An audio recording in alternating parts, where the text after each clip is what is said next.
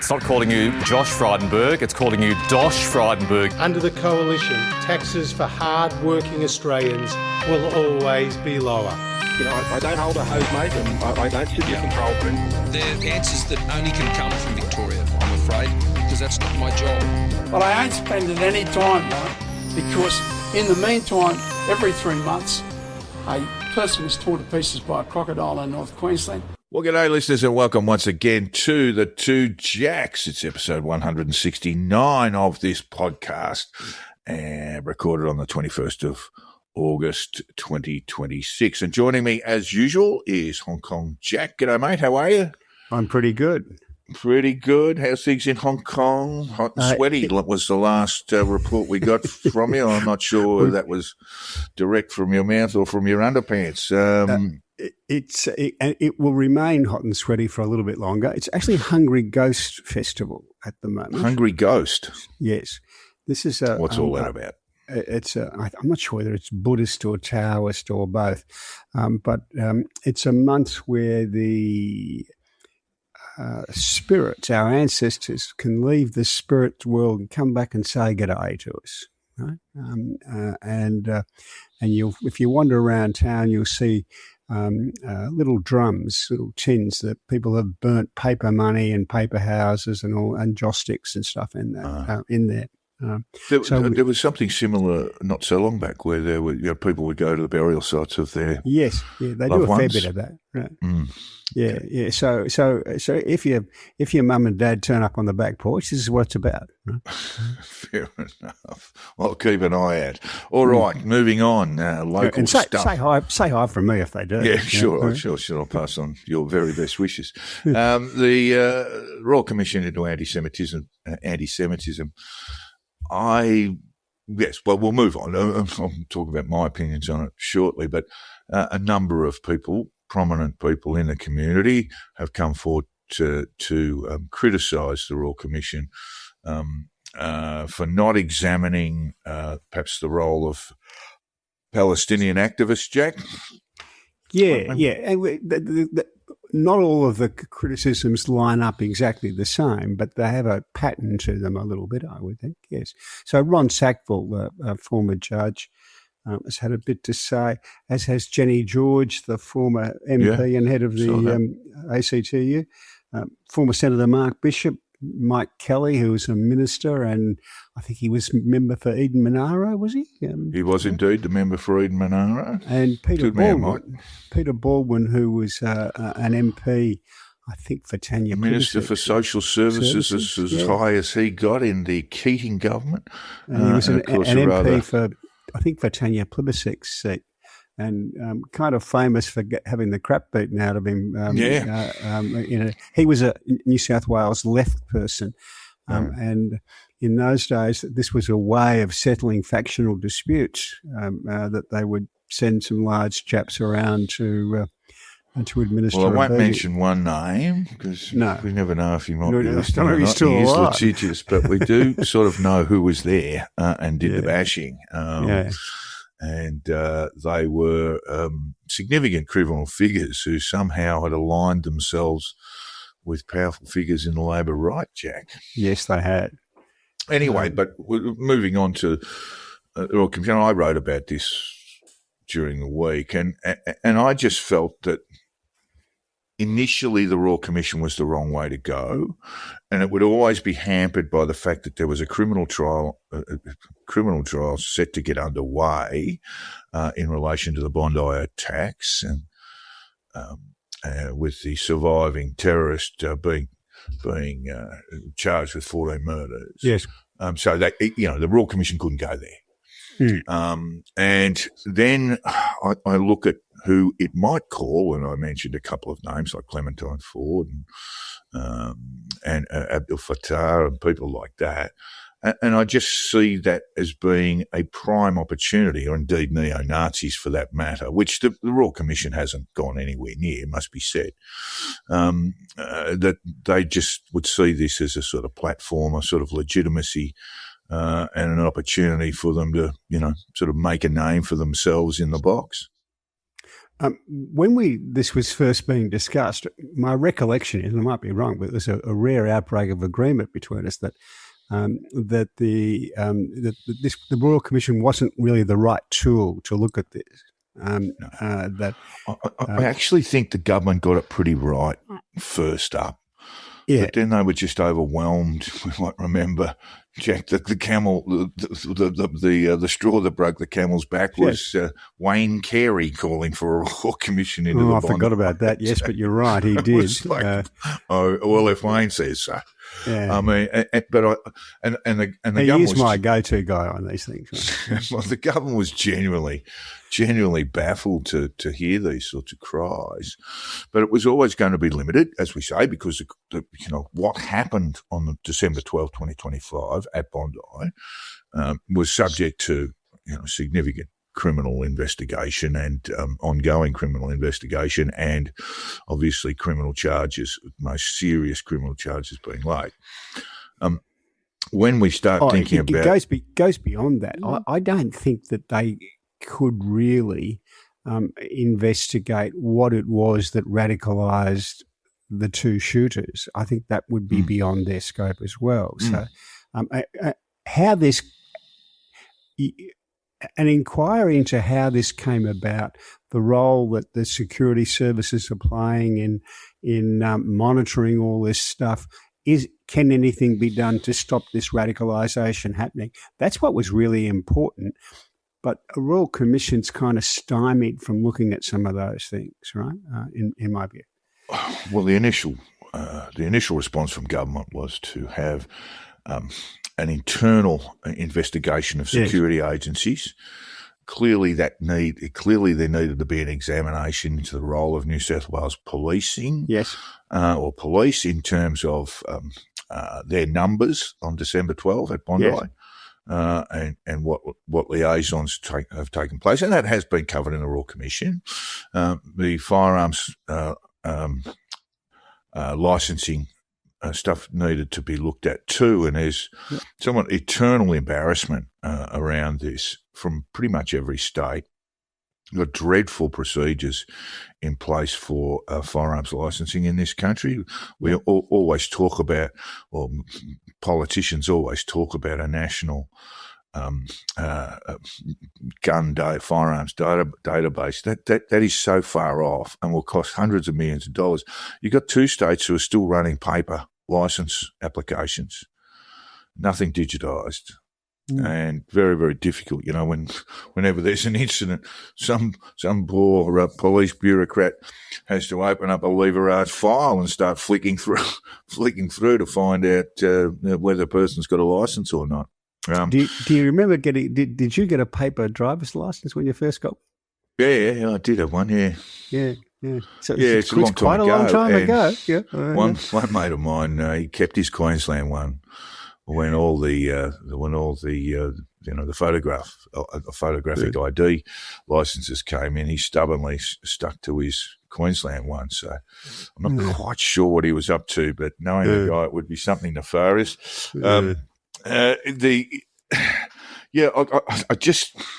We talked about this. We talked about this quite a few times, and we talked about it in the wake of the Bondi attacks. That people assume that Royal Commissions are going to not necessarily solve problems, but they are going to shed light when nothing else can. And I just think that's just a wrong-headed approach. And it's a misunderstanding of what they can do. Yeah. I mean, all they're going to do is make recommendations to government. And those recommendations are often, we'll adopt every single one of them, and within time, and then don't. But this was not a good way to do this. It's almost the Royal Commission into anti-Semitism and social cohesion is almost sort of like an academic exercise now. We saw David Gonski talking about how we implement Holocaust education and other business of the persecution of Jews into our curricula, into school curricula, and I think that's kind of worthy stuff too. It shouldn't be slapped away, because these things need to. We can talk about Holocaust education in our schools, but you can't do it without resourcing it, and you can't do it without training teachers, particularly. And so there are processes in place that need to be done. But when we do look at this rise of anti-Semitism in Australia, as I wrote during the week, we are on the podium in terms of anti-Semitic incidents. Now that is that data was compiled by the Executive Council of Australian Jewry. In Australia, you might say that that would be blinkered in this, but the number of reports pro rata put us above Germany and United States, in fact, and no one above us in terms of those incidents. We know that some of them were driven by criminals wanting to cause chaos, but nevertheless, we clearly have to acknowledge through that data that there's a problem and how we go about fixing it. As I say, education is a very good starting point. But in terms of allowing the louder voices that are, shall we say, anti-Zionist, to be fair to them, I just think would be platforming a bunch of creeps that really shouldn't have microphones in front of them. Yeah, I'm a little bit of two minds about that. I quite like Clementine Ford getting a microphone. I'd find it delicious. But I think the more her thoughts are put out in public, the better for the society, really. Rather than just little snippets where someone picks the bits where she doesn't sound completely barking mad. Right? I don't know that happens. So, Jack, I remember a case with Clementine Ford. There was an incident on some public transport in St Kilda, and there was some sort of interaction between a young man who clearly had an intellectual disability, and she came out and absolutely lambasted this fellow, caused significant discomfort for him and his family, and on the basis of, at very least, at very most was a sort of person who just couldn't leave another person alone, and these things happen when you've got someone with an intellectual disability. But she was just so hard on this young bloke because in her view he'd sort of monstered this woman and all this sort of stuff. It was all secondhand as far as she was concerned, and when she got called out, she just doubled down. Yeah, I mean, that sort of stuff can happen not just for people with intellectual disabilities. It can happen when people are having a really rough day about something that you know nothing about. Right? Yeah, exactly right. Yeah, this is the be kind stuff. You don't know what's going through people's minds. But we ought to do what we can to kind of maintain standards, but not in a nasty way.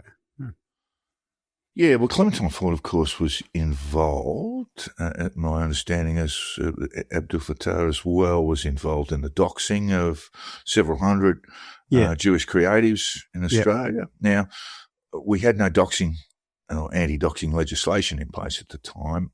I've looked at it since. I'm not even sure that it would trigger a criminal prosecution, but it's certainly things that would, because I don't know how much detail was given away, whether if it was home addresses and things like that, and I don't think it was. I think it was social media handles and those sorts of things. But and workplaces, etc., etc. There was quite a lot of that. But not still, everything. Incredibly nasty sort of thing to do, designed to intimidate, designed to make people concerned for their safety. Just completely unnecessary. And this goes to this point of, well, you can, I can. In fact, I have been, highly critical of Netanyahu and some of the radicals that he's in coalition with, Ben Gvir and these sorts of characters who are deeply unpleasant human beings. and foisting all of that blame onto an artist or a musician who works in Sydney or Melbourne. What's going on there? Well, it's Friday, so I very commonly have a catch-up with a Jewish friend on his way to the synagogue. And if you think that you're down on Benjamin, no, you ought to come along and have a chat to us sometime. Exactly right. One thing we have to remember is, with the doxing legislation, is that not everything that is wrong is illegal, nor should it be. Yeah, exactly right. Some things are just wrong, and we should call people out for being wrong. Immoral, unethical. Yeah, but not necessarily illegal. Exactly right. There will be no charges, but what you're doing is wrong. It's a fair thing to say. What do you think, Jack, just to wrap up on this topic? Should the Royal Commission be extended? In fact, Julie and Lisa proposed a motion in the Parliament during the week that the Royal Commission's period, which is that they designed, I think their interviews are wrapping up next week. That's the public hearings. And the Commissioner will be reporting, Virginia Bell will be reporting, I think it's December 15, but certainly in December of this year. Do you think it should be extended? Probably not. I mean, of the former politicians who asked that something else be done, Peter Baldwin's talking about condemning Hamas. I don't see the point of that. Mike Kelly's talking about investigation of the dynamics of the activists and the way they're operating. Jenny George made a more interesting point. Yeah. That she thought that the Home Affairs Minister, Tony Burke, or the Prime Minister himself might be called. I would go a bit further than that and say, and their predecessors from the other side of the House, to talk about what sort of warnings they've been given and what sort of information's been put before them. Of course, the trouble with that is a lot of that's classified and you can't, they really can't comment. That was the other part. Thank you so much for reminding me. So much of this stuff could not be conducted in public. Yes. The role of ASIO. Yes. The policing stuff. While some of that could have been conducted in public, a lot of it couldn't be. The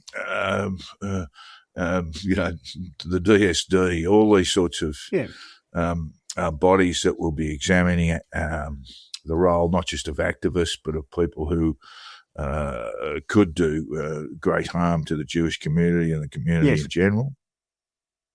And these things just can't be examined in public. No. There are always limitations on it. And perhaps we've learnt, I mean, Julie and Lisa did, and I've got a lot of time for Julie and Lisa, he's a decent fellow, but he used the Royal Commission into Institutional Responses to Child Sex Offending as a sort of the standard for a good Royal Commission. Well, it just wasn't. It just wasn't. There were manifest shortcomings. Victims of child sex offending have been left frustrated, and the National Redress Scheme. Well, less said about that, the better. But we will probably have a proper look at it. But the claims are now taking beyond 3 years to process. People don't hear anything. The case I mentioned in the column on Thursday, Jack, I was a bit confined by space, but this is a bloke who was abused by a school teacher on a camp, and that school teacher is currently serving 17 years in jail for that abuse and abuse of other kids at the same school. I think at least some of whom have received their compensation. And here's this bloke who filed his 2 years ago, got a call in January last year and said, we need more information, which he provided through his solicitors, and then that's it, nothing. Well, I've got to say that Royal Commission wasn't all bad. It did do some. No, of course not. And you could say the same about the Antisemitism and Social Cohesion Royal Commission. That there are real benefits there. That, it will improve our understanding.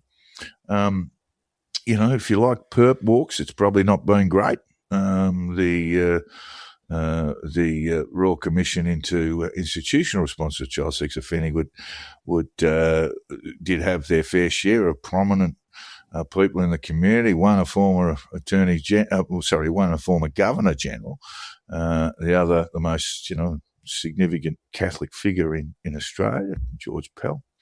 And yeah, so it's not as if they did nothing, but in the end, I think a lot of people found that the problems with child sex offending hasn't gone away. That's that's the first thing, and maybe that's too high a marker for a Royal Commission to achieve. It certainly hasn't gone away, and we've got horror stories about offending in childcare centres now. So we've got significant problems there. You don't have to have a Royal Commission into that particular problem to know how to fix it. But the community keeps thinking, Royal Commission will sort it out. The last 4 federal ones, when the Royal Commission into trade unions, Jack, that was called by Tony Abbott, it was just a non-event. Royal Commission into banking, banking's just all legitimised itself now, and you won't have any more problems from our major 4 banks anymore. Of course, that's not happening either. So they're not a universal panacea. No, they're not. They are a moment in time where people might be asked some awkward questions, but that's about it.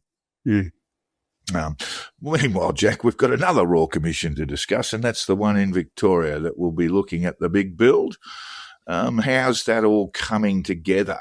It looks like Big Dan, Dan the man, will be asked to come along and sit in the box. Jacinta Allen and some former ministers will be along there. Does the new Labor Premier deserve some credit here? Well, he does. I'm not sure credit's quite the word. He kind of bowed to. He was in a corner there, wasn't he? He sort of bowed to the inevitable, would be how I would put it.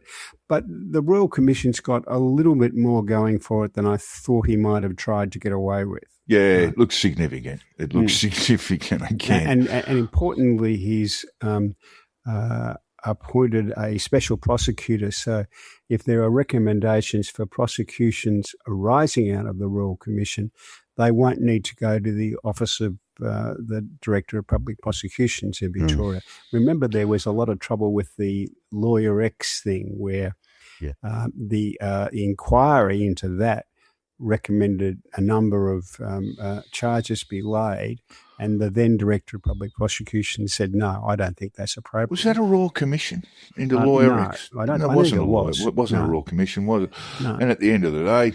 nothing happened. No. Nothing happened. Yeah. Malfeasance up the wazoo from Victoria Police, very senior members of the Victoria Police Force, but...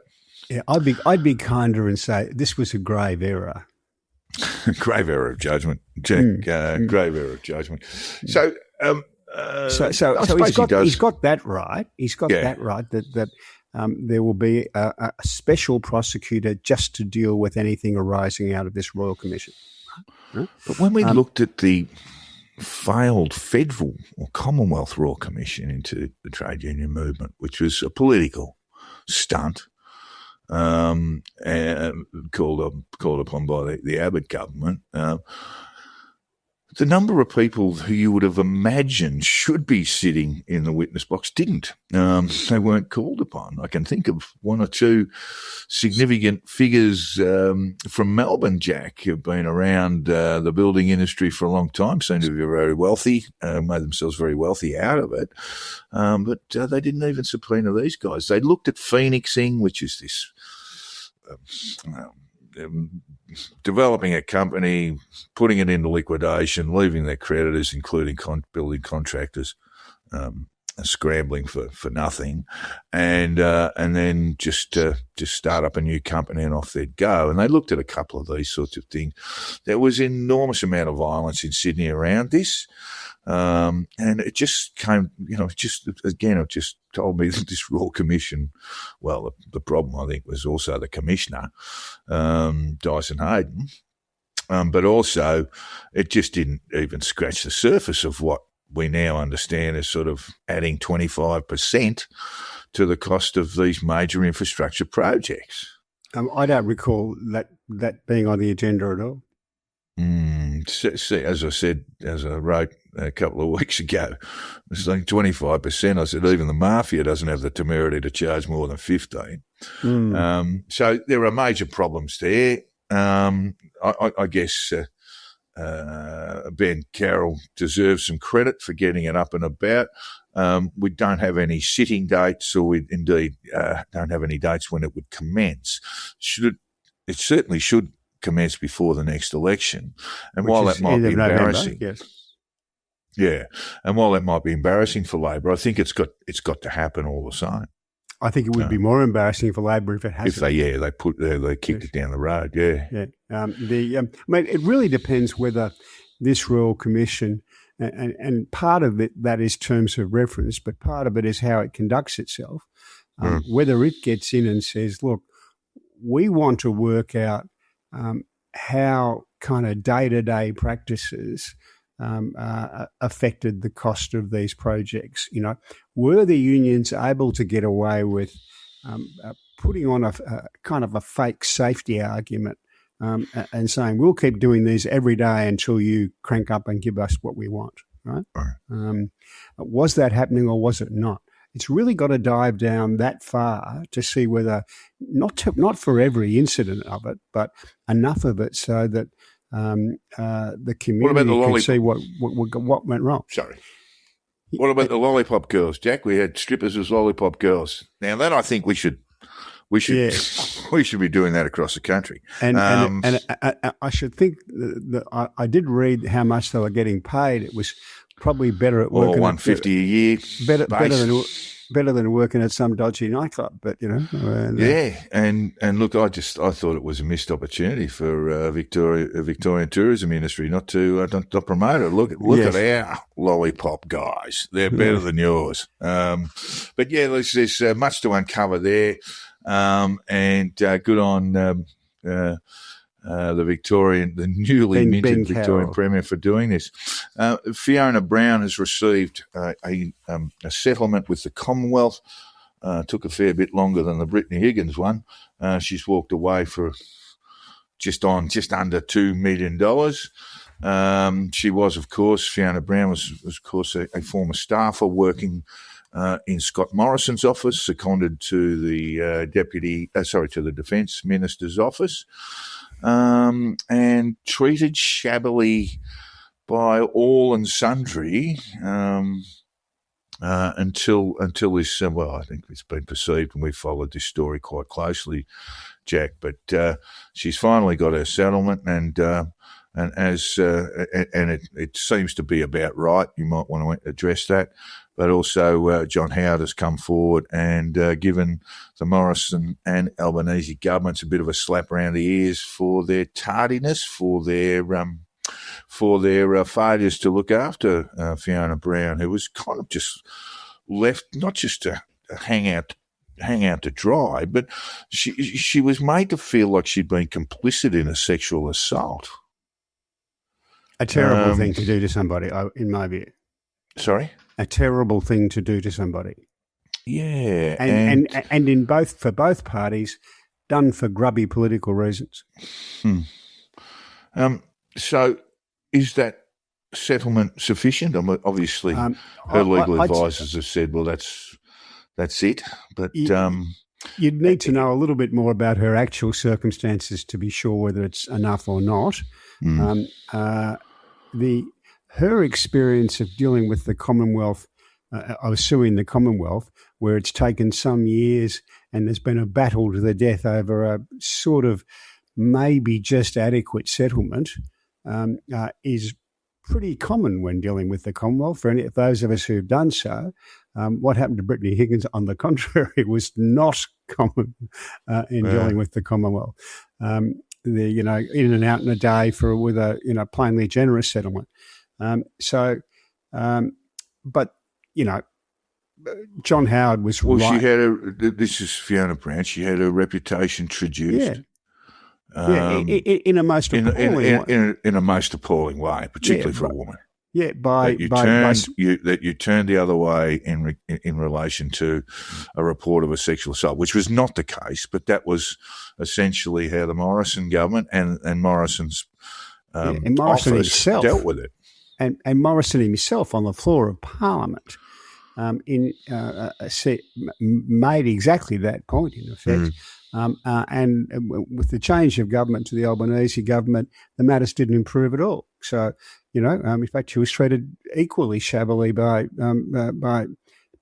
some senators. So, she deserves her. She deserves her lolly. And she did. What she didn't get was an apology, and she should have gotten that. Well, I can't imagine why that wasn't part of the settlement, Jack. But maybe that's one of those sort of lawyers' quirks that you don't want to apologise too much. Yeah, might cost you a bit more money. Yeah, a bit of that, and it's just also how the Commonwealth behaves, how the Commonwealth customarily, in my experience, behaves in litigation. Right?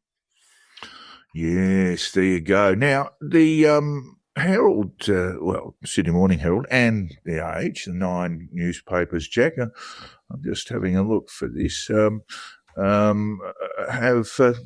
published a story today talking about the exclusive brethren and how they had paid sums of money, or sums of money were paid to far-right activists, Jack, to cause problems, disruptions, protests, etc. at campaign events led by Anthony Albanese for Labor and for the Greens too, and also some of the Teal Independents. Now, this is subject to a parliamentary inquiry, but the story running in the Herald today was that duffel bags of cash were made available to some of these far-right characters. We know most of them through the conditional release program. It is a sordid business indeed, Jack, but we may not ever get to the bottom of it. The exclusive brethren says, look, some of our members might have done this, but we didn't do this. And the exclusive brethren, for our listeners who don't know, is a sect or cult based in it's a global cult. They don't allow their followers to vote, but it doesn't stop them getting out and popping the blue shirt on every now and then and telling people who they should vote for. This is also a cult with a long history of child sexual abuse. It is also a cult that practices exclusion. So if you upset someone senior in the cult, you get thrown out. Not only do you get thrown out, but you can no longer make contact with your family members and things like this. Is a real piece of psychological torture that I've railed about for a very long time. So it is one of those, it's going to be one of those he said, she said things, but the laws around campaigning, Jack, and politics in general are so soft in Australia, largely because they've been contrived by the two major parties who never want to find themselves in any sort of serious trouble. And if some of their operatives do get in trouble, they can expect a $12 fine or something like that because these things are underscored. Is this something that we should be looking a bit harder at? Difficult to police, but where groups like, let's say, Advance, which is a pro-right-wing lobby group or activist group, have also sort of funded some of this stuff. Is it something the law needs to look at? I don't think, because when we get a sense of disruption at a campaign event, sorry, just let me finish. The first thought a lot of people think is, oh God, people really find this guy unpopular. But you've got small numbers of people making a lot of noise. So what do you think? I don't think the law is a terribly good tool to be used to change or to monitor or to control the way that elections are conducted in Australia. And I think by and large they're conducted pretty well. Yes, there's always a few people who are pushing at the edges, pushing at the boundaries of the right way to do things, but I think that works okay. In practice, what happens, or at least used to happen, I haven't done this for some years, but there would always be a sitting, a duty judge, say in Victoria, a Supreme Court judge, who had effectively the powers of a Court of Disputed Returns Electoral Commission. So if you're concerned about your opponent's behaviour and something, that you dialed a number and you found yourself in a very lovely sitting room somewhere in the eastern suburbs of Melbourne, generally, talking to the judge about whether she or he thought it was appropriate to intervene and issue some instructions. So we can see see from that the law is just really not work. a useful tool to deal with this stuff. I mean, you might it's remember quite in good fun when 2000 you're doing it, but it doesn't really achieve anything much, right? You might remember in 2000 and the 2007 election, there were the Liberal candidate or Liberal sitting member in Penrith. I can't think of the name of the seat, but do you know what I'm talking about? Out far west. Is that Sydney. MacArthur? No, it's not MacArthur. I don't think. Macquarie or MacArthar. Anyway, her husband and a number of others were found circulating sort of vile stuff in the letterboxes about Labor allowing Muslim extremists into the country and what have you. It was real shit sheet stuff. Now they got pulled up, and this caused an enormous controversy. Now, Kevin Rudd was going to win that election anyway, but it was kind of, you just got the sense that when John Howard and the Liberal Party saw the news, it was like, well, we're gone.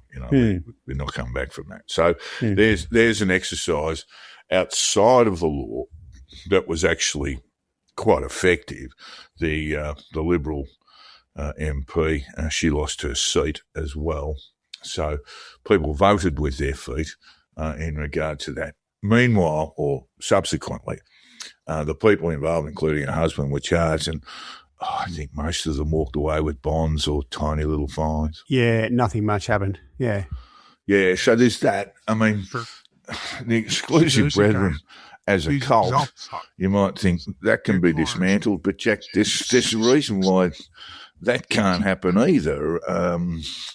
And that's because in a long ago judgment of our wise judges in the High Court, they determined that, and it's a good judgment. It's just not great if you're a cult buster.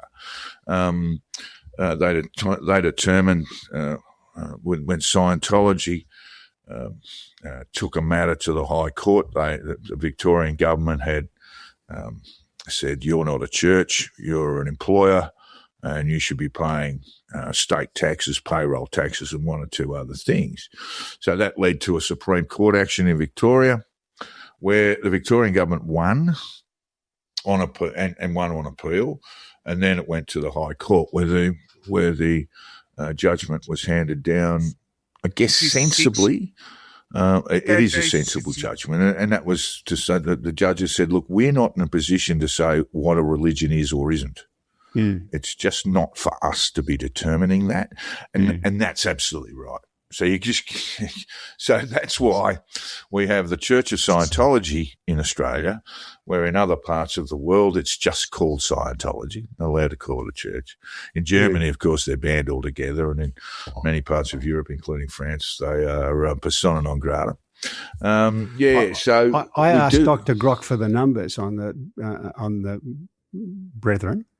Sorry? I asked Dr. Grock to give me the membership numbers. They're actually called the Plymouth Brethren Christian Plymouth Brethren, yeah, that's right. Christian Church. American Dr. Grock believes there's 54,000 of them worldwide, and 16,300 of those are in Australia. And my heart swelled with pride that we're more than carrying our weight. Leading the way. Yeah, look, and they've been playing in politics as not allowed to vote. But you can pop the blue shirt on and hand out a how to vote card. Yeah. And the exclusive brethren has gone, as I say, got a history of exploitation of its members, sexual exploitation of its young people, and worse practices. Well, perhaps not worse, but practices this awful cult-like business of exclusion. And I used to sit around and talk to Nick Xenophon, who was a real critic of the Church of Scientology. Decent guy, Nick. We might remember. I don't know what Nick's up to now. I think he was very ill last time I heard. But we talked about, Nick and I used to talk about this practice of exclusion being the great definer of what is a cult as opposed to a religion. So if you walk away from the Catholic Church, Jack, and you may have already, I'm not prying too much, but you can still talk to your Roman Catholic observing friends and family members. But in the exclusive brethren cult, and of course Scientology and so many other cults, once you sort of cross their lines, that's it. You'll never speak to your family again.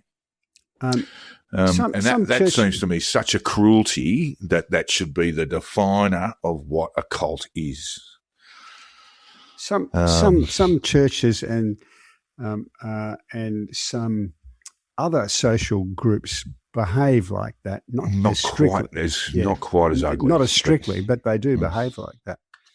Yeah, I mean, some will say, in days of, Protestants walking into Catholic churches and vice versa, would rain hellfire upon a number of people, but it's very different from saying you will never speak to your family again, and indeed not having that communication ever again.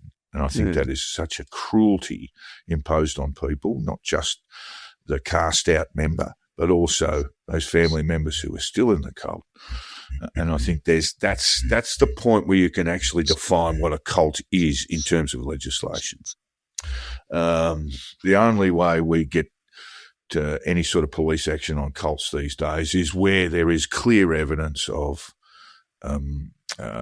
exploitation of members, particularly children. There's the occasional raid in some far-off property where 30 kids have been kept in poor circumstances and what have you. That happens fairly regularly.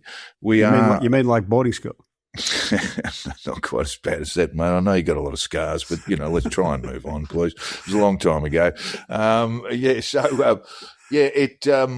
That seems to me to be a sort of fairly central defining character. Nick Xenophon, of course, and this is a lovely little story. He'd summoned up support from other members of the Senate, the Labor Party in particular, and he was going to move a motion to establish a Senate inquiry into the Church of Scientology, Jack, in Australia. And he was expecting Labor, the Labor senators to turn up in number. He'd even got a little bit of, you never know, from the Liberals. So the crossbench turned up, no one else did. And the motion died. And that's because both Labor and Liberal obviously closely linked to the exclusive brethren, I guess, not to be cynical about it, they are uneasy about the state interfering with religious groups, for want of a better term. So that sort of died. As the High Court were too. And I think the same sorts of things. You'll never overturn that, by the way. So it just is what it is. But we do have, stories around Scientology of people signing 10 billion year contracts to work for next to nothing. There are slavery, criminal charges underway in the United States against the Church of Scientology. The Germans just went, well, we just don't even like them, so they're just gone. But anyway, it's a complicated matter, and I think it becomes even more complicated when these cults start throwing bags of cash around to political activists, and these activists who'll tell you that pedophiles run, the pointy end of government and all that sort of stuff. Well, here they are in bed with a cult that's got a very, very poor history in regard to the treatment of children. Okay, just one technical point. bags of brown paper cash now out of favour. It's all duffel bags now you need, mate. Okay. You need duffel bags, you see. Okay. It used to be the brown It's paper. more environmentally sound have brown paper, I would have thought. Yeah, well, God bless the hungies. The hungies still are in circulation. Scott Morrison wanted to kill the $100 note. Did you know that, Jack? No, I didn't. No. Well, it was on a recommendation, I presume, from AFP, etc., that it makes money laundering and cash storage a bit easier if you got hundreds instead of 50s, but the 100 is still with us. All right. Jack, there's an interesting little liaison between the socialist left in France and Islamists. Jean-Luc Mélenchon, leader of the biggest far-left party in France, has said, if you're counting on white Christian workers to bring about socialism in France, it won't happen, but our Muslim brothers and sisters will. She said, so whoever's written this, that of course has been tried before in Iran in 1979, where a lot of left-wing moderates were told to get on the truck and never seen again. Yes, yeah. It's a. I guess I think he's right, Mélenchon, to this extent, that if you were waiting for the white working class in France to come to the barricades with you, you'd be waiting a very long time. They've kind of moved on. Well, this is probably in response to Le Pen's rise. And right now she is looking the early clubhouse leader as the next president of France. She is. And the left has taken its pathway on issues like migration and all that kind of stuff, and the white working class are not following them. Well, while we get on this, Jack, Andy Burnham, recently minted Prime Minister of the UK, has launched a political experiment to stop the working class from drifting to the right. He is preempting populist opposition policies by shifting focus away from traditional academic higher education targets and toward vocational and regional industrial revitalisation. How's he getting about that, Jack? Sounds lovely. How's he going about it? Well, he's been there exactly a month. So lots of announcements, as you would expect, not much activity. Not a lot of detail. That's and not much detail to the announcement. Here's how he says it. Here's how he sees his first month.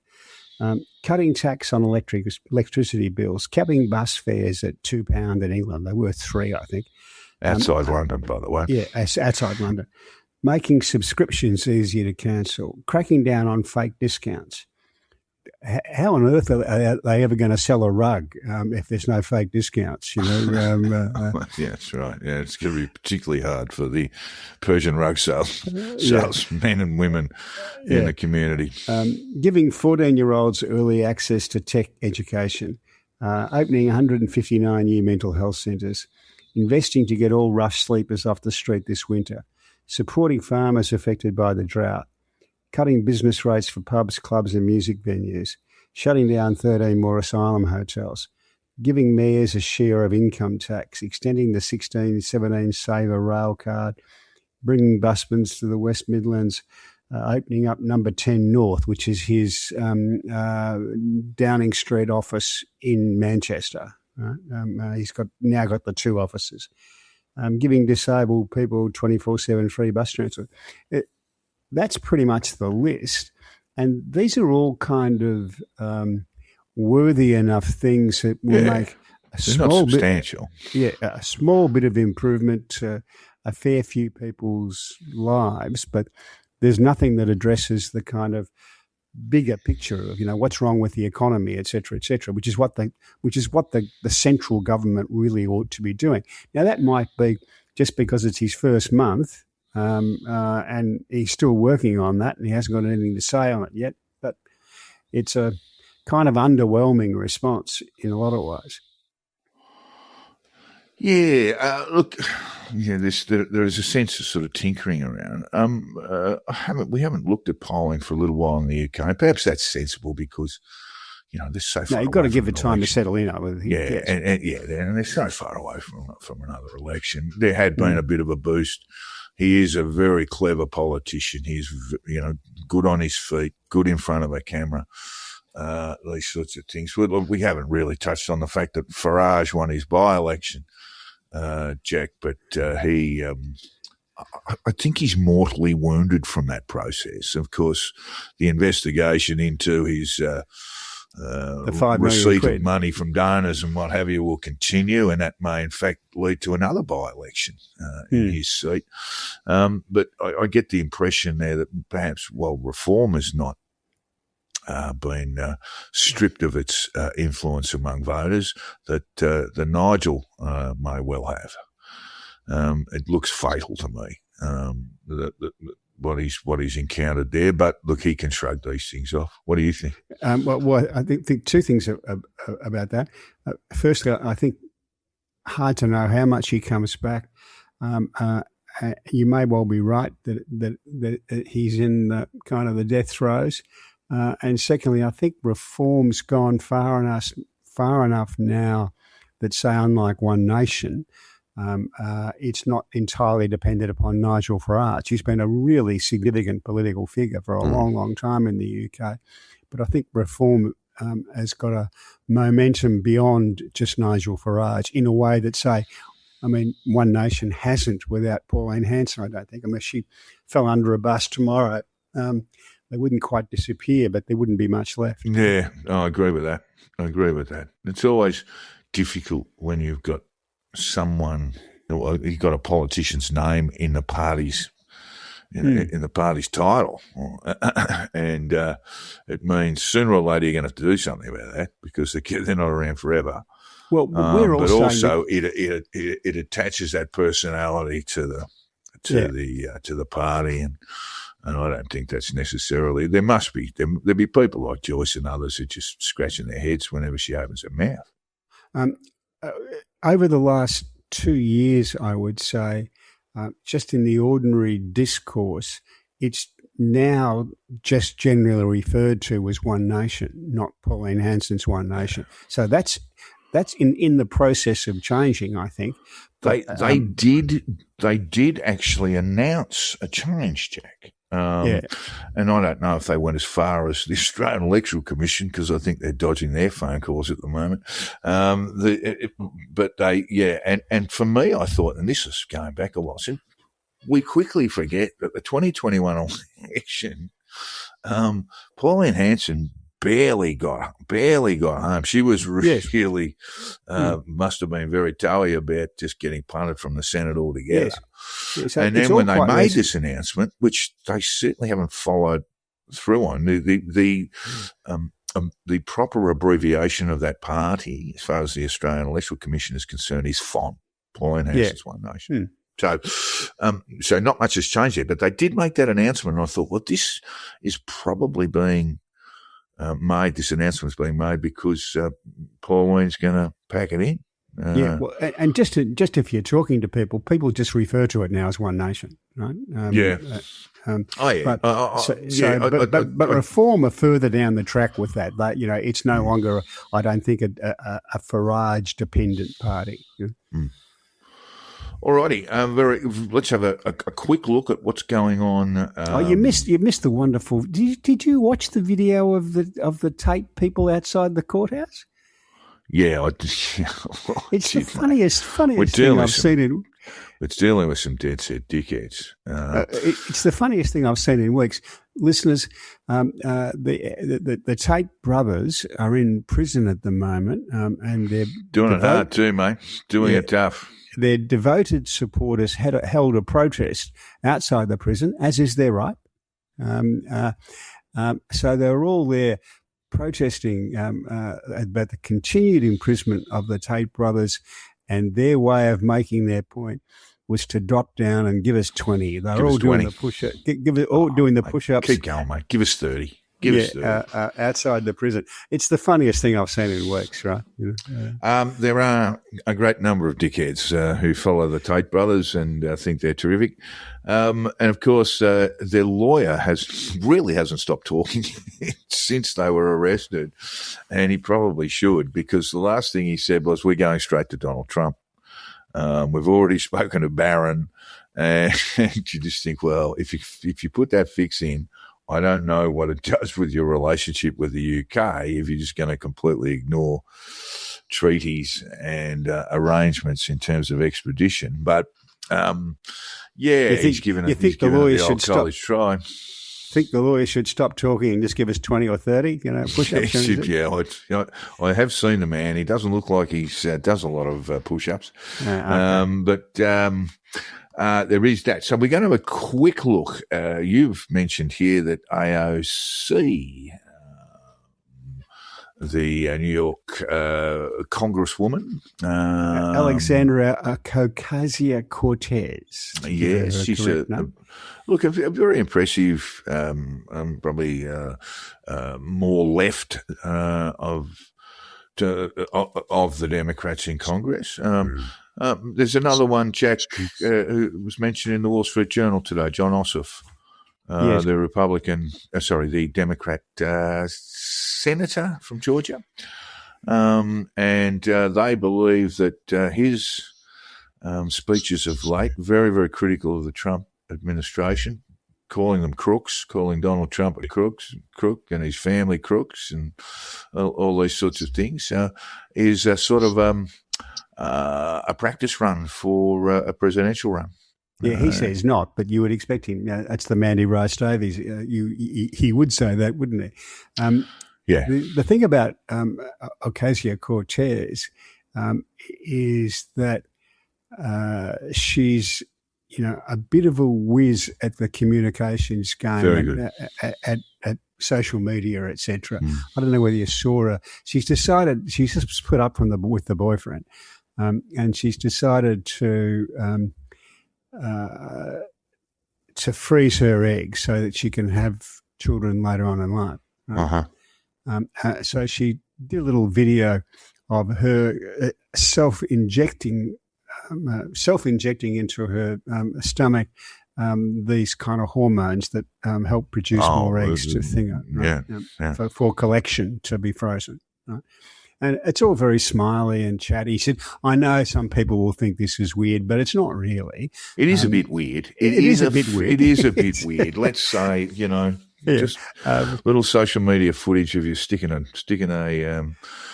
needle, and I presume it was not the big, long, scary one, but it's still a bit weird. It's one of those ones like a diabetic uses, just a little, and they're not put into a vein; they're just put in pretty randomly. So one of those things, right?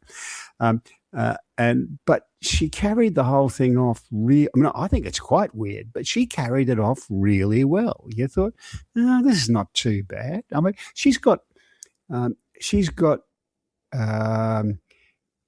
Trump-level skills of using social media to avoid having to pay to use regular media for advertising and all that kind of stuff. And that's something he's been well in front of anything they can do for a long time. Well, he's got his binky typing them all out while he speaks. His 35-year-old assistant that he can't live without. Yes. Yeah. Everyone else is expendable, Jack. But his 35-year-old, sometimes called the human printer, 35-year-old assistant. When they had to slot Donald out of Air Force One, she was along for the ride in the caterer's van. Yeah, if you remember back to 2016, Hillary Clinton spent nearly twice as much money as Donald Trump on the campaign, yet he had a lot better publicity and a lot more coverage, particularly a lot more free media coverage, because he's capable of harvesting it in a way that she wasn't.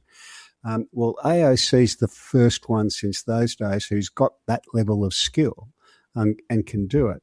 If she can start with if she can ride in on the Bernie Sanders vote, which is pretty significant still, that gives her a head start, and she really could be quite formidable. Look, I've been reading too a bit more about what's called the decorporatization of the Democratic Party. Yeah. And we're also seeing some very interesting people emerge elsewhere. There's and I'm just looking for his name now, the Texas Democratic Tellerico. Senate. Yes. James Tellerico. I wouldn't think if he succeeds in November, I would think he'd be a strong chance to be a vice presidential candidate. Yeah. And so, things are moving, and it might not be the decorporatization of the Democratic Party, but they needed to get rid of a lot of this baggage from the past. Well, I think the old-fashioned Democrat machine, as it was, the Clinton machine, that became the Obama Biden machine, that's kind of lost its power, lost its its sway that it used to have. So new faces, new names, and we await the midterms. We'll be covering all of that as we come in. Only less than 100 days now, I think, Jack, to the midterms, and we'll see how that all goes. Jack, we did look at the Jason Arday story, the Cambridge sociology professor. He resigned, and it would appear now, we just want to make a warning to people, this is a story about suicide. It would seem that Jason Arday has ended his own life. I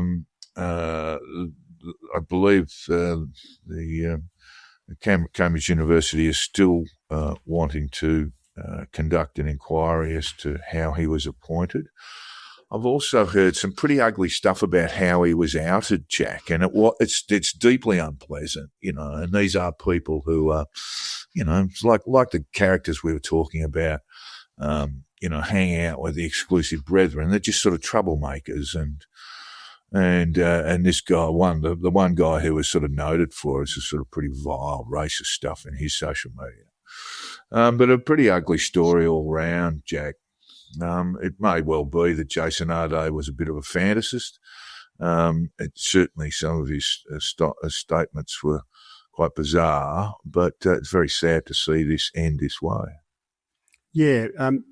The bizarre thing about it now is that a good deal of the British press, in particular, it's mainly the British press, are calling for censorship and for restrictions on the press to prevent something like this happening again, which I find quite bizarre. I mean, yes, there were some awful people involved in outing Jason Arday. I took a look at it afterwards because I look when we first discussed this issue with Arday's first sort of outing.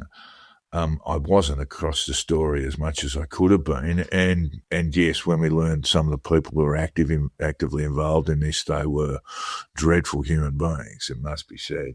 At the same time, though, you certainly can't create a sort of censorship platform to prevent these kinds of things. Yeah, because particularly in this case, at the same time, The Guardian, a black journalist at The Guardian, as it happens, spent a year working on this story, right, before any of this became public. A guy from the Times Education Supplement spent a year working on it before it became public, right? And in fact, the what's the guy's name? Kofnas, I think he is. He only became involved when Cambridge used the law to stop publication in the Times Education Supplement, right? Which is, had been a pretty prestigious publication. So it's just very odd that people think that some things should be beyond being reported. It's a knee-jerk reaction, though, isn't it? Because organisations like Amnesty and the Good Law Project, and they're right involved in it. They're running petitions saying, there has to be a limit on the number of articles you can print about somebody who's an appalling story, Jack. I mean, this guy, and this can happen in a whole range of contexts where if someone has embellished their, he did more than embellish his resume, of course, but where someone may be guilty of gilding the lily in some respect or other, and then gets outed, and then, you know, the circus arrives outside their home, and they, you know, are pushed into doing something that is, you know, a great tragedy. So yeah, I think there's knee-jerk stuff around censorship and those sorts of things, but we can't. This story was always going to run for two reasons. One, it's newsworthy that Cambridge has made an error like that, because they just didn't appoint him. They appointed him and publicised him as a great appointment. Yeah, I know. And the second reason is it's funny, because everyone likes to see an organisation like Cambridge with their pants around their ankles, right?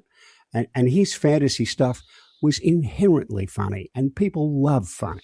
Yeah, so it was always going to. Jack. He's dead now, Jack. Yeah, I know, but the story was funny. There's no other reason for him being dead other than he felt just completely overwhelmed by media, looking into his life, etc. He may, you know, he's obviously gilded the lily a bit in some of his stories because it was quite bizarre, but he's dead now, and he was sort of, it would seem, pushed into suicide by this, and I just think that's a really awful outcome. As to how we fix these things, I don't know that there is a fix. The media needs to do its work. If people are being hired as academics without very much academic work behind them, then there's a problem there, and it should be exposed. But it became intensely personal around it, and yeah, it's just a messy thing. We're about to talk about the Swans, of course, Jack, and you know, you just got to remember that people are going to get into some really dark places when there's a lot of media scrutiny around. Yes, but you can't stop the media scrutiny if the story's good. That's no, I understand. That's the answer. And in both of these cases, both in the Arday case and in the Swans case, the story's a great story. I mean, people are going to want to read about it. No one's going to ignore the story. It just has to be done. But there is a cost. There'll be a personal yes, there will cost, be a cost to all those involved in the Arday story and the Sydney Swans too, for that matter, which we may as well get stuck into now, Jack. Yeah, look, it's very. I just find this immensely sad. We pretty broadly know what's happened. Sydney beat the Essendon Footy Club on Sunday evening. In the rooms after the game, Dean Cox said, we're going to rest some players next week, and I presume some of their leading players would imagine that would include them. Then the entire club went out for dinner, and we saw Dean Cox leaving that place in Richmond. And then some of the boys were kicked on, I think about a dozen or so, and then they returned in dribs and drabs back to the Pullman Hotel, which used to be the Hilton outside the MCG, John Lemont Station. And then some bright spark has decided it'd be a good idea to get some adult entertainment people in, lap dancers and what have you. And from what we can glean there, that was sort of drug-fueled stupidity from about 4 or 5 o'clock onwards in the morning. I think what's going to happen then, Jack, in that particular time of the day where cocaine and booze is involved. And there was clearly an altercation. I don't want to get into it too much, but there was clearly an altercation between one of the sex workers and some of the players. And it would seem to me that she was removed from the room and left outside for some time, and then either her friend or friend who came along later, they were bluing in. They were making quite a noise about their friend at about 7 o'clock in the morning, and the coach tried to placate them, but they called the police, and here we are. There is a suggestion that an indecent assault has taken place, and it would seem from all the quotes that this particular woman, who cannot be named, has suffered some significant traumatic event, and the club is now, the Sydney Swans have now acted. The 5 players that were determined to be in the room. We're hearing now that there was a 6th and 7th, but they weren't from the Swans. They were from one is apparently an ex-AFL footballer. And the 5 players, probably 3 of their best 5 or 6 players will miss the rest of the season and have uncertain futures at the club. None of them can be, none of the 5 can be given all Australian credentials this year. It's aside from the allegation of indecent assault, we express their sensitivity and care for the alleged victim. Outside of this is just a gross act of stupidity and disrespect to the alleged victim first and foremost, but then disrespect to the players' teammates and their coaching staff and the thousands and thousands of Sydney Swans members. And it's easy enough to say nothing good happens at 4 o'clock in the morning with coke and booze, but what the hell were they doing there in the first place? They've stitched that club up for at least a year. Yes, I mean, I'd be surprised if many of them appear in Swans kit again. Perhaps some will. Yeah, perhaps some will. And that's really not the issue. I mean, we await the police investigation and whether that leads to criminal charges. And we await all of that. But this, if you pick this story up and put it in 1985, it might make sense, but in 2026 don't make any sense at all. If you put it in 1985, a brown paper bag full of cash would have changed hands, but well and truly on Monday morning. Yeah, probably. And yeah, look, it's it's an astonishing situation. Now, look, these players have been condemned; they've been suspended, and of course, they may have engaged, or one of them may have engaged in a pretty awful criminal manner. But at the same time, we've got to remember, we've just looked at the Arday situation. These guys must be under extraordinary stress and pressure. You could say they deserve everything they're getting, and that's probably true, but there should be some care for them too. I hope the Swans are reaching out to them.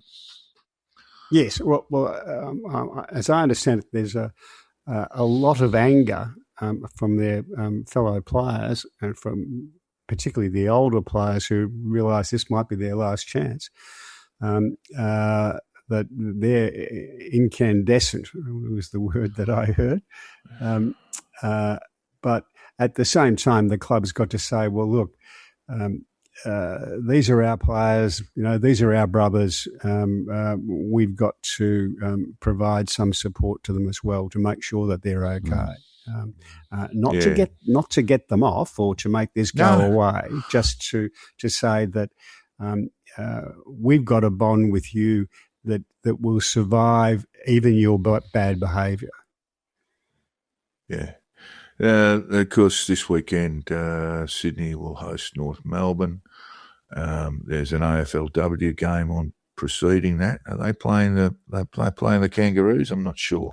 I don't know, but this is the first double header that the AFLW and Sydney have played together, and the men have played together. So. I believe Callum Mills, the Sydney Swans skipper, has addressed the AFLW squad and spoken about, offered apologies and deep expressions of regret about what happened. Callum Mills, of course, not involved, and I think he'd be one of those players who would be initially at least incandescent.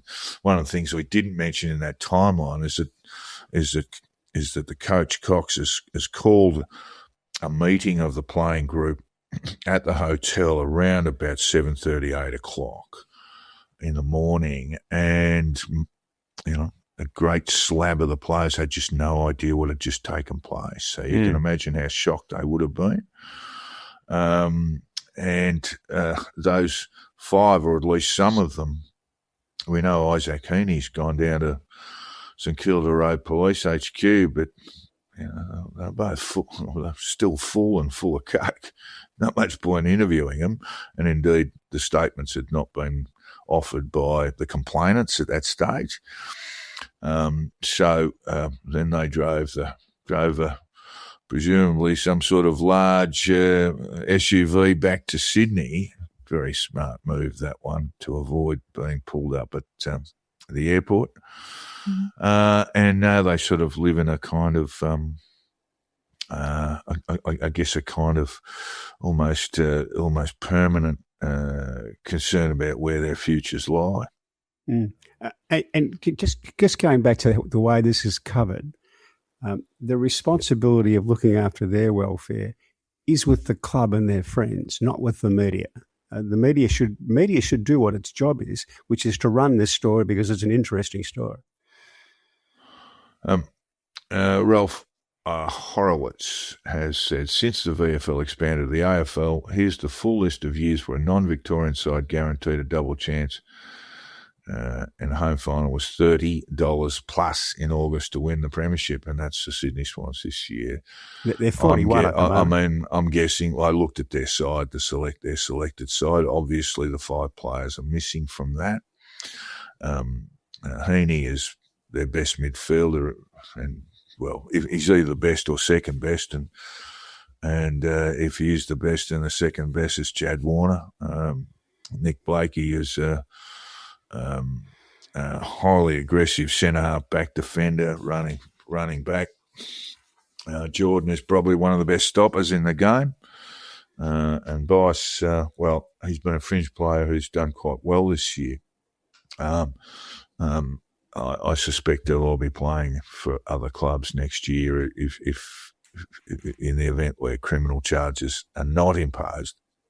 And where criminal charges are imposed, I would imagine the AFL would take a leaf out of the NRL's book and suspend that player for a while that trial was underway. Yes, yeah, and the reason why I think you're right, that it would be hard. Perhaps a couple of them can continue on.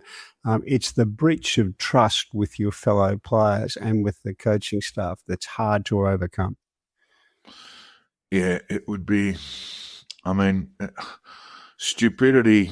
We're all guilty of it from time to time, making bad calls, bad judgments. Cocaine and alcohol at 4 o'clock, 5 o'clock in the morning. Nothing good's going to happen there. Nothing good is going to happen there at all. There's going to be even if the girls weren't called in, there may well have been a blue, and it's just dumb stuff. Go to bed. Look, if it happened in Vegas on an end-of-season trip, it would skate through probably. But this is on the eve of finals for a team that's in contention. Your teammates are going to be furious. Does the club get fined? I suspect they will be. Oh, probably will. The Giants, of course, you might remember their, and it's a little comparison, but they held a rather bawdy sort of end-of-season, I don't know, review, I guess you'd call it, and made some rather appalling comments about one or two journalists and others, and some of them were suspended for long periods of time, Jack. Yeah, and that was for jokes that didn't land. Yeah. That's It's a really long that's what way it was. from this. Yeah. It's quite amazing. Of course, on the Monday, it was announced, and the Tuesday it was going to be formally announced, and that was Josh Fraser would be had been appointed senior coach, unsurprisingly, after his short record as interim coach, where the Blues have won 9, lost 2, and drawn 1. But that didn't kept them off the back pages and the front pages as well with Josh Fraser's appointment. So yeah, look, it's staggering. I really feel for Sydney Swans supporters. It's always been a good club. It's always been a good club with a good culture. In fact, I think you might have mentioned one quote from one of your mates: 30 years to build that culture and 3 hours to knock it over. Yeah, well, it hasn't always been a good club, but it's been a good club for a long time. It's been a good club for a long time. I remember when we first moved to Sydney, you could go to a Swans game, and I've seen bigger crowds at the Ovens and Murray League, right? Yeah, it was like that. That was between the Edelstone years where there was a flurry of attendance and then some disappointing years in terms of... And the club was a bit of a shambles. They had to send... It was battling. When Barras took over, it was really battling then. And then when we were involved a bit with the Swans, Peter Ritchie, a good mate of mine, was running a coterie there called Club 31, which is Barrassi's thing. And we started seeing people come back. And then, of course, they recruited Paul Roos and Plugger and off they went. There's also been this thing about Sydney is that for players who don't like to be in that sort of fishbowl, sort of scrutiny that you might get in Melbourne, it's been a great little place for them to go and avoid that kind of, constant media attention. The other thing the Swans did, starting nearly 40 years ago, was to say, we want to have 50% women members. We want to be gay friendly. We want to be family friendly. And they spent a lot of money and a lot of time doing that. Yeah, they do. Readers might know, but they appointed every kind of influential woman in Sydney seemed to be a Swans ambassador. This is the days before they were influencers. Your mate Meredith Bergman was one, Caroline Ovington, Sandra Sully. They all work so damn hard to build a great reputation for a football club, and by gee, it's taken a knock. Well, I can't think of an incident that would cause even an eyebrow to be raised around the Sydney Swans Football Club of this kind of nature, players misbehaving sort of stuff. It was unheard of. The old no dickheads policy and the Bloods culture and all that sort of stuff, and people around the Paul Roos era. This stuff just didn't happen. If you're going to get on the booze, etc., you did it at another mate's home and all that sort of stuff. And I'm not suggesting for a moment anything like what took place on early Monday morning at the Pullman Hotel would have been performed at any stage around the Sydney Swans. If you were going to name a club that wouldn't be involved in something like this, without knowing, you would probably put Sydney in that position. But it's just immensely sad. It's going to change the club's trajectory for a very, very long time. And of course, we've got a woman whose allegations are very serious and need to be examined properly by police before the process goes further, if it goes further, and our thoughts are with her particularly. Moving on, Jack, cricket. A couple of weeks ago, we saw the Bangladesh, or less than a couple of weeks ago, Bangladesh Test cricket side make ours look pretty ordinary by comparison. They look better prepared. They fielded better. Batted better, fielded better, bowled better. Batted really well. And that's the first thing to say, right? Well done, Bangladesh. You came to play. not sure they haven't got a bowler any taller than me, and I'm 5'11". Still got to move around, but they all bowled. They all bowl at the top of off stump, and got a little bit of sideways movement on that first day wicket. Look, you want to avoid making wholesale changes in terms of selection, and the second test starts tomorrow in Mackay. First test in Mackay. First time a test match has been played at this particular oval. It will join I think it's about 10 venues that now exist around Australia that have hosted a test match. And we would expect to see a fair bit more, but a fair bit of improvement. And I think that will happen. I mean, Australian cricket is like, we might have a bad day, but the next one will be all right. They've dropped Jake Weatherall, the opener. His technical problems look pretty serious. They looked a bit out of order during the Ashes, but and look, it's one of those things as a batsman you sort of correct to resolve one technical issue, and you'll create another one. In his case, it's nicking off where he had a problem that he tried to solve around being caught in front of the wicket, LBW. So I think he's a bit stiff, to be honest.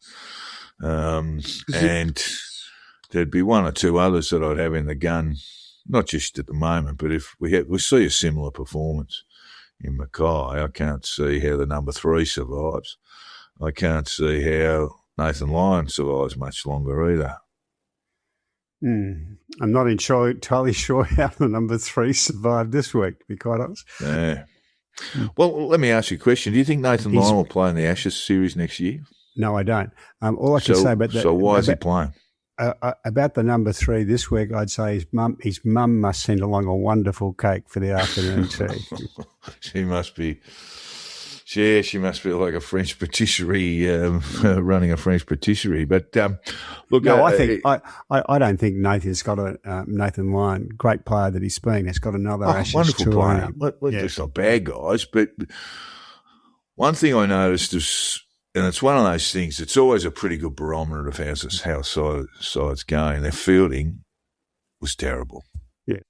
And Nathan looked on occasions there to be really struggling with the physical requirements of fielding in a pretty hot climate. But he wasn't the only one. The good news is Cameron Green got himself a nice 100.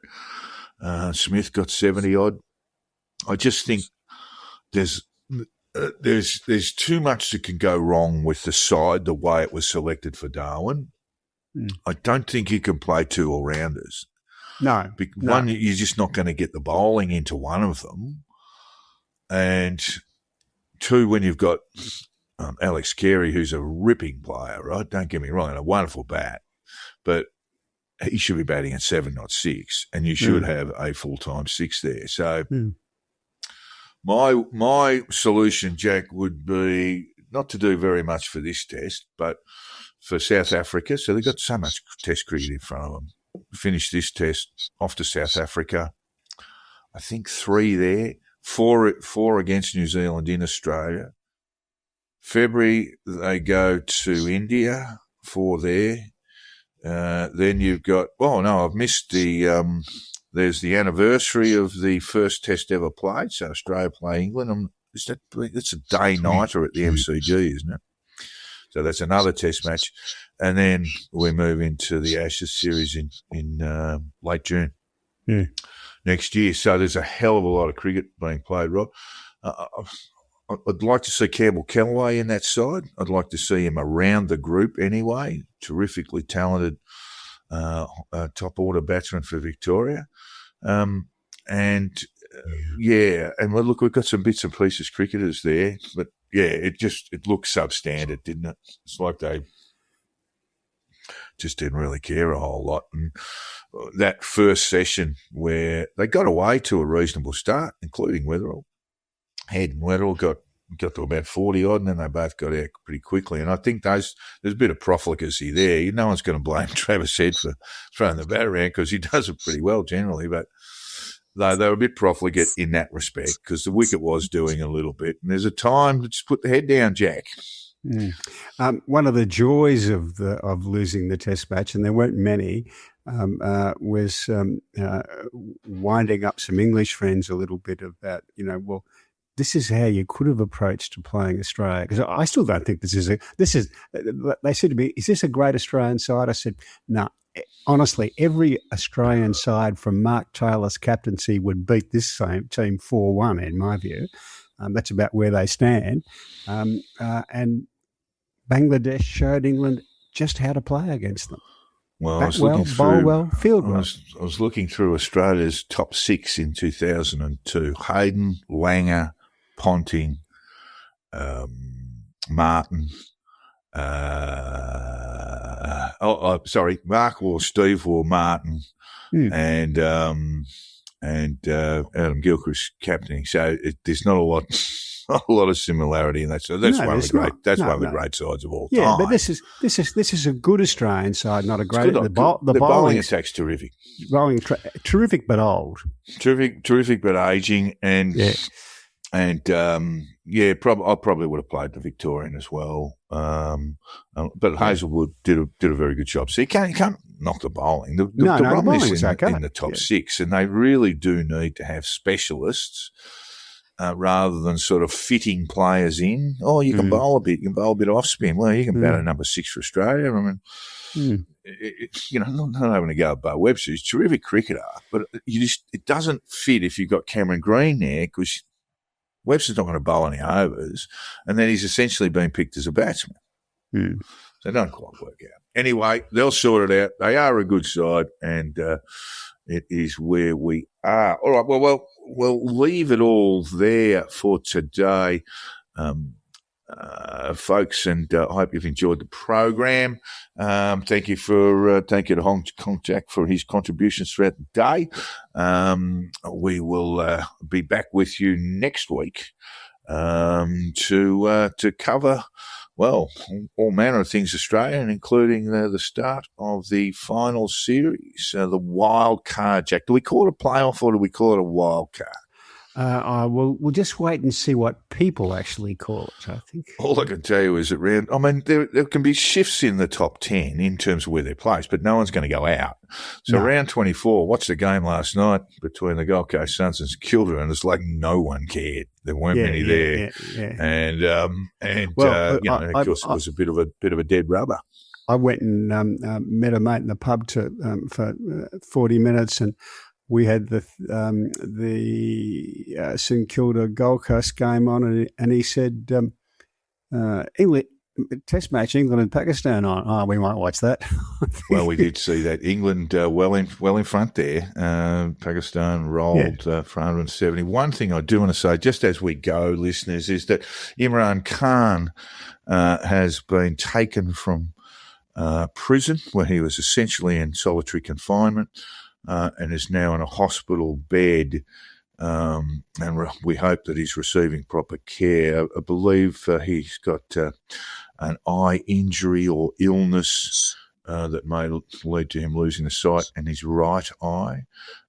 He's not in good health, and look, at least we give some credit to the Pakistani government to get him out of prison. He was in a very bad way, and I think the last time we heard anything from him, he had just met his sons, but he's basically denied any reading material. It was a pretty poor situation, and probably the most famous Pakistani on earth. But look, at least things might be getting a little bit easier for him. All right, folks. Well, that takes us out, and we'll speak to you next week. See ya.